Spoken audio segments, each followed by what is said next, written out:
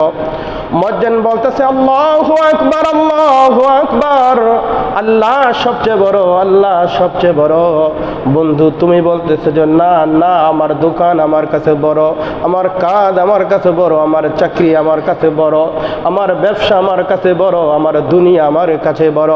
আল্লাহ বলে বলে বলে বান্দা, এখন তোমার বুঝে আসবে না।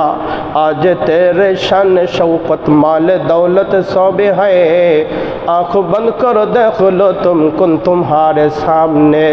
যেই দিন তোমার দুইটা চোখ বন্ধ হয়ে যাবে, যেই দিন মালাকুল মউত তোমার সামনে এসে হাজির হবে, উপস্থিত হবে রে বন্ধু, ওই দিন বুঝে আসবে দুনিয়ার এই নাজ নিয়ামত, রং তামাশা, গাড়ি বাড়ি নারী, এগুলো কোনো কিছুই তোমার কাজে আসে না।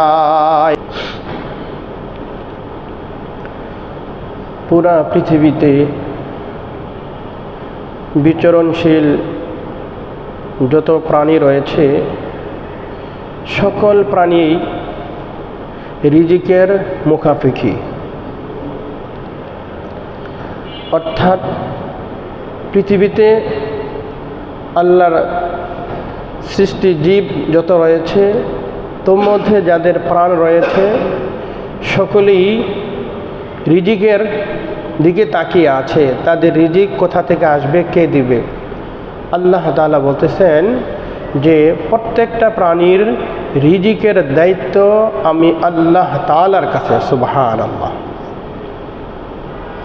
রিজিক কাকে বলে? রিজিক ওই বস্তুকে বলা হয় যে বস্তু আহার করলে মানুষের ক্ষুধা নিবারণ হয়, শরীরে শক্তি সঞ্চার হয়, তার শরীর বর্ধিত হয়, তাকেই বলা হয় রিজিক। এই রিজিক ছাড়া পৃথিবীর কোনো মানুষ বাঁচতে পারে না। তো এই রিজিক এটা হলো দুই প্রকার। রিজিক কত প্রকার? রিজিক দুই প্রকার। একটা হলো হালাল রিজিক, একটা হলো হারাম রিজিক। হালাল রিজিক কাকে বলা হয়? শরীয়ত সম্মতভাবে আপনি যেই আয় উপার্জন করবেন, জীবিকা উপার্জন করবেন, ওই জীবিকা উপার্জনের জন্য যেই পরিমাণ, ওই জীবিকা উপার্জনের জন্য যেই পরিমাণ হালালভাবে হালাল পন্থায় মেহনত করে উপার্জন করে রিজিক বক্ষণ করবেন, তাকেই বলা হয় হালাল রিজিক। এর বিপরীত হারাম হলো শরীয়ত সম্মত নয়, শরীয়তগতভাবে নয়, অবৈধ পন্থায় পদ্ধতিতে যদি আপনি আপনার জীবিকা আয় উপার্জন করেন, আয় উপার্জন করার পরে যখন সেটা আপনি বক্ষণ করবেন, তখন সেটাকে বলা হয় হারাম উপার্জন। মনে রাখবেন স্পষ্ট একটা কথা, কেউ যদি অল্প সময়ের জন্য হারাম থেকে বেঁচে থাকে, বলেন, কেউ যদি অল্প সময়ের জন্য হারাম থেকে বেঁচে থাকে, হারামের পথ পন্থা পদ্ধতি, সুদ ঘুষ অন্যায় অত্যাচার জুলুম, এই পথ থেকে নিজেকে হেফাজত করে সে যদি অল্প সময়ের জন্য সে যদি নিজেকে বিরত রাখে, আল্লাহ বলে আমি তোমার নিকট হালাল রিজিক আমি আল্লাহ তোমার কাছে পৌঁছাইয়া দিব। সুবহানাল্লাহ। দেখছেন কত বড় কথা। মৃত্যু যেমন মানুষকে তালাশ করে, বলে মৃত্যুর চাইতে আরো দ্রুত বেগে রিজিক আপনাকে দেওয়ার জন্য, আপনার কাছে যাওয়ার জন্য, বলে তার চাইতে আরো অনেক দ্রুত চেষ্টা করে যে কিভাবে আমি আল্লাহর ওই বান্দার কাছে গিয়ে সময় মতো হাজির হব। সুবহানাল্লাহ। চিন্তা করছেন? হ্যাঁ, এক নাস্তিক বসা ছিল, ওলামায়ে কেরাম বলতেছে একটা জবের দানা দেখা যায়, জবের দানা। বলে ওই বুজুর্গ বলতেছেন এই জবের দানাটা চীন দেশের এক মোরগে এই জবের দানাটা খাবে, ভক্ষণ করবে। নাস্তিক বলে মৌলবী গো আর খেয়ালে এক কাম নাই, চীন দেশ রয়েছে কই, আমি হলাম বাংলাদেশ, আর চীন দেশের মধ্যে বলে এই জবের দানা বলে মোরগে খাবে। মৌলবী দেখো আমি জবের দানাটা খেয়ে ফেলি, তো জবের দানাটা নিয়ে এমনি মুখের মধ্যে এমনি নিক্ষেপ করছে, তো মুখ দিয়া না গিয়া তার ঢুকছে নাক দিয়া, তো নাক দিয়া ঢুকছে পরে নাকের ভিতরে চলে গেছে। এখন নাক টানতেছে কিন্তু এখানে বের হয় না। অনেক ডক্টরের কাছে গেছে, সবার কাছে গেছে, কিন্তু কেউ এটা কোনোই করতে পারে না। তো যেই দেশে ছিল ওই দেশের ডক্টরও তারা রেফার করছে যে আপনি চীন দেশে চলে যান। কোথায়? চীন দেশে চলে যান।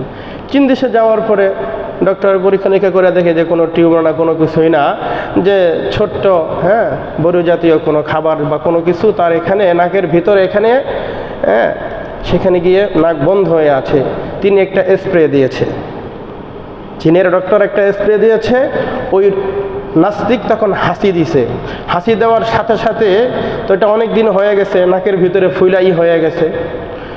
হাসি দেওয়ার সাথে সাথে তার নাক থেকে জবের দানাটা বের হয়ে পড়ে গেছে। আর অমনি চীন দেশের এক মোরগ এসে ওই জবের দানাটা এরপরে নিয়ে ঠোকর দিয়ে খেয়ে ফেলছে। মানুষের রিজিক, নাস্তিকের দেমাগ তখন খুলছে যে আসলে আল্লাহ তাআলার রিজিক যার যেখানে আছে সে সেখানে, এই রিজিক সেখানে যাবেই, এই রিজিক সেখানে যাবেই। হাজারো চেষ্টা করলে রিজিক থেকে কেউ তাকে ফেরাতে পারবে না। রিজিকের জন্য ভাই কেউ মরে না, অনাহারে কেউ মরে না। এমন কোনো প্রমাণ নেই যে অনাহারে মানুষ মারা যায়, বলে তার হায়াত শেষ, এরপরে মানুষ বিদায় নিয়ে চলে যায়। হাসপাতালে যারা ভর্তি, দিনের পরে দিন, মাসের পরে মাস হাসপাতালের বেডে শুয়ে আছে, তাকে শুয়ে শুয়ে বেডে শুয়ে তারপরে তাকে তার আত্মীয় স্বজন তাকে একবেলা দুই বেলা খাবার খাওয়াচ্ছে, কাউকে বিভিন্ন পন্থা বিভিন্ন পদ্ধতিতে তাদেরকে খাবার খাওয়াচ্ছে। আল্লাহ বলতেছে যে তার হায়াত যতদিন আছে ততদিন পর্যন্ত তার রিজিক চলতেই থাকবে, চলতেই থাকবে। সুবহানাল্লাহ। হায়াত যখন শেষ হয়ে যাবে আর তার রিজিক থাকবে না। অপরদিকে সুস্থ সবল সুঠাম দেহের অধিকারী মানুষ এশারের নামাজের পরে বাসায় গিয়ে ঘুম আসছে, হঠাৎ করে ফজরের আজানের সময় ডাকে আর ওঠে না। যুবক সুন্দর সুস্থ সুঠাম দেহের অধিকারী রাতের বেলা ঘুম আসলো, সকালবেলা উঠতে পারলো না, তাহলে তার রিজিক, বলে তার হায়াত শেষ, তার রিজিক শেষ। এজন্য আল্লাহ রাব্বুল আলামিন বলেন, ওয়ামা মিন দাব্বাতিন ফিল আরদি ইল্লা আলাল্লাহি রিজকুহা। জমিনে এমন কোনো প্রাণী নেই যাদের রিজিক আমি আল্লাহ তাআলার দায়িত্বে নাই। ওমা মিন দাব্বাতিন ফিল আরদি, এই জমিনে বিচরণকারী এমন কোনো প্রাণী নেই যেই প্রাণীর রিজিকের দায়িত্ব আমি আল্লাহ তাআলার জিম্মাদারিতে নাই। তার মানে পৃথিবীর সূচনা থেকে পৃথিবীর একবারে কিয়ামত পর্যন্ত যত সৃষ্টিগুলোর মধ্যে যত প্রাণী আসবে, বলে সকল প্রাণীর যত রিজিকের যত ব্যবস্থা, বলে সমস্ত রিজিকের ব্যবস্থা আল্লাহ বলছেন এটা আমার দায়িত্বে, এটা আমি আল্লাহ নিজে গ্রহণ করলাম। বান্দা তোমার কাছে আমি আল্লাহ নিজ দায়িত্বে পৌঁছাইয়া দেব। সুবহানাল্লাহ।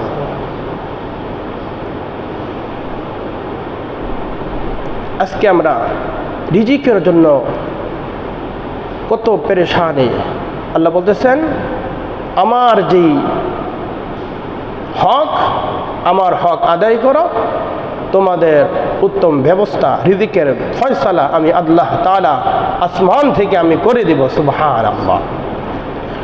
সূরা জুমআ 10 নম্বর আয়াত আল্লাহ তাআলা বলতেছেন, ফাইযা কুদিয়াতিস সালাতু ফান্তাশিরু ফিল আরদি ওয়াবতাগু মিন ফাদলিল্লাহ ওয়াযকুরুল্লাহা কাসীরান লাআল্লাকুম তুফলিহুন।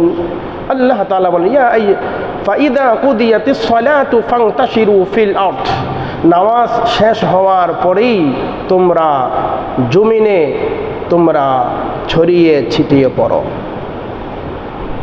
ওয়াবতাগু মিন ফাদলিল্লাহ, তোমরা আল্লাহ তাআলার অনুগ্রহ সন্ধান করতে থাকো, আল্লাহর অনুগ্রহ সন্ধান করতে থাকো। ওয়াযকুরুল্লাহ কাসীরা, আর আল্লাহ তাআলাকে অধিক পরিমাণে স্মরণ করতে থাকো। লাআল্লাকুম তুফলিহুন, যাতে তোমরা সফল কাম হতে পারো। তাহলে আল্লাহ তাআলা কি বলেছেন রিজিকের ব্যাপারে? যে তোমরা নামাজ শেষ হলে রিজিকের সন্ধানে, রিজিকের তালাশে তোমরা জমিনে বেরিয়ে যাও, আর আমার অনুগ্রহ, আমার রহমত, আমার দয়া, আমার বরকত, আমার ভালোবাসা তোমরা তালাশ করো। আল্লাহর অনুগ্রহ তালাশ করতে হবে মসজিদে, আল্লাহর অনুগ্রহ তালাশ করতে হবে ভালো কাজে। হ্যাঁ, বলে বিভিন্ন পথ পদ্ধতি যেগুলো আল্লাহ হালাল পন্থায় আল্লাহ তোমাদেরকে একটা পথ দিয়েছেন, ওই পথ পদ্ধতিতে। এজন্য আল্লাহ রাসূল সাল্লাল্লাহু আলাইহি ওয়াসাল্লাম হাদিসে পাকের মধ্যে ঘোষণা করেছেন, তলাবু কাসবিল হালালি ফারিদাতুন বাদাল ফারিদাহ। আল্লাহর পয়গম্বর জনাবি মুহাম্মদুর রাসূলুল্লাহ সাল্লাল্লাহু আলাইহি ওয়াসাল্লাম বলছেন, উম্মতের আমার, ফরজ ইবাদতের পরে হালাল রিজিক উপার্জন করা, জীবিকা উপার্জন করা, বলে এটাও তোমাদের জন্য ফরজ। তলাবু কাসবিল হালালি ফারিদাহ, তলাবু অর্থাৎ তলব করা, অন্বেষণ করা, খোঁজ করা, রিজিকের তালাশে বের হওয়া, এটা তোমাদের জন্য ফরজ। বলে ফরজ ইবাদতের পরে, বাদাল ফারিদাহ, ফরজ ইবাদতের পরে। তাহলে নামাজ ঠিক রাখা না নামাজ বাদ দিয়ে রিজিক তালাশ করতে বলছে? হাদিসের মধ্যে নবীজি কি বলছেন? নবীজি বলছেন, তলাবু কাসবিল হালালি ফারিদাতুন বাদাল ফারিদা, ফরজ ইবাদতের পরে, ফরজ ইবাদতের পরে এরপরে হালাল রিজিক উপার্জন করা শরীয়ত সম্মতভাবে, শরীয়তগতভাবে, পথ পদ্ধতি নিয়ম অনুযায়ী তুমি যদি তোমার জীবিকা উপার্জন করো, এটাও তোমার জন্য ফরজ। তাহলে আমাদের ব্যবসা বাণিজ্য, চাকরি বাকরি, দোকানপাট, অফিস আদালত, আমাদের এই সময়টা আমাদেরকে এই নামাজ থেকে আমাদেরকে বিরত রাখে। হ্যাঁ, মজ্জান ডাকতেছে, হাইয়া আলাস সালাহ, হাইয়া আলাল ফালাহ, আসো কল্যাণের দিকে আসো, আসো নামাজের দিকে আসো। মজ্জান বলতেছে, আল্লাহু আকবার, আল্লাহু আকবার, আল্লাহ সবচেয়ে বড়, আল্লাহ সবচেয়ে বড়। বন্ধু তুমি বলতেছে যে না না, আমার দোকান আমার কাছে বড়, আমার কাজ আমার কাছে বড়, আমার চাকরি আমার কাছে বড়, আমার ব্যবসা আমার কাছে বড়, আমার দুনিয়া আমার কাছে বড়। আল্লাহ বলে, বলে বলে বান্দা, এখন তোমার বুঝে আসবে না। আজ তেরে শান শৌকত মাল দৌলত সবে হ্যায়, আঁখ বন্ধ করো দেখো তুম কুন তুমহারে সামনে। যেই দিন তোমার দুইটা চোখ বন্ধ হয়ে যাবে, যেই দিন মালাকুল মউত তোমার সামনে এসে হাজির হবে, উপস্থিত হবে রে বন্ধু, ওই দিন বুঝে আসবে দুনিয়ার এই নাচ নিয়ামত, রং তামাশা, গাড়ি বাড়ি, নারী, এগুলো কোনো কিছুই তোমার কাজে আসে না। আজ তেরে শান শৌকত মাল দৌলত সবে হ্যায়, আঁখ বন্ধ কর দেখো তুম কুন তুমহারে সামনে। কবি বড় চমৎকার ভাষায় বলতেছেন, মর্দ মারা সর্বে সরদা খাবেদা, গশতে বেদারা কে ও রফতা জাহা। ও বন্ধু, দুনিয়া থেকে চলে যাওয়ার পরে অন্তরের চোখ যখন খুলে যাবে, তখন বলবা, আল্লাহ আমাকে আবার একটু সময় দাও, আবার একটু দুনিয়াতে যাই, আমার একটু সময় দেন, দুনিয়াতে যাইয়া আবার আপনার হুকুম পালন করে আসি। আল্লাহ বলে, না না বান্দা, তোমাকে তো সময় দেওয়া হয়েছিল। দুনিয়াতে কতবার মজ্জান তোমাকে আল্লাহু আকবার বলে তোমাকে আজানের ধ্বনি দিয়ে তোমাকে ডেকেছিল, তখন তোমার কাছে কাজ বড় ছিল, দুনিয়া তোমার কাছে বড় ছিল রে বন্ধু। আজকে তুমি আমার কাছে কেন, তুমি আমার কাছে আবার হায়াত ভিক্ষা চাইতেছ? এখন তোমাকে আর দুনিয়াতে পাঠানোর কোনো সুযোগ হবে না, কোনো অপশন নাই, কোনো সুযোগ নাই তোমার জন্য। এখন তোমার যেই ফয়সালা, ওই ফয়সালাই তোমাকে মেনে নিতে হবে। হযরতে সাহাবায়ে কেরাম যখন কাজ করতেন, যখন কুঠাল পিছনে নিতেন, আর মসজিদে বিলাল যখন আজান দিতেন আল্লাহু আকবার বলে, আর সাহাবায়ে কেরাম ওই কুঠাল সামনে সামনে আনতেন না। হযরতে সাহাবায়ে কেরাম ওই কাজের কুঠাল পিছনে ফেলে দিতেন, বলে আল্লাহু আকবার ধ্বনি শোনার পরে যদি আমি কুড়াল সামনে আনি তাহলে আমার আল্লাহ ছোট হয়ে যায়, আমার কাজ আল্লাহর চাইতে বড় হয়ে যায়। কি ছিল হযরতে সাহাবায়ে কেরামের জীবন, কি আপনার আমার জীবন। মাত্র 60-70 বছর হায়াত নামের জিন্দেগি, এই জিন্দেগির জন্য কি করতেছি বন্ধু আমার। যাই হোক, বলতেছিলাম আল্লাহ রাসূল সাল্লাল্লাহু আলাইহি ওয়াসাল্লাম বলছেন যে ফরজ ইবাদতের পরে হালাল রিজিক উপার্জন করা, এটা হলো তোমাদের জন্য ফরজ। হালাল রিজিক ইবাদত কবুল হওয়ার শর্ত। বলেন, হালাল রিজিক ইবাদত কবুল হওয়ার জন্য শর্ত।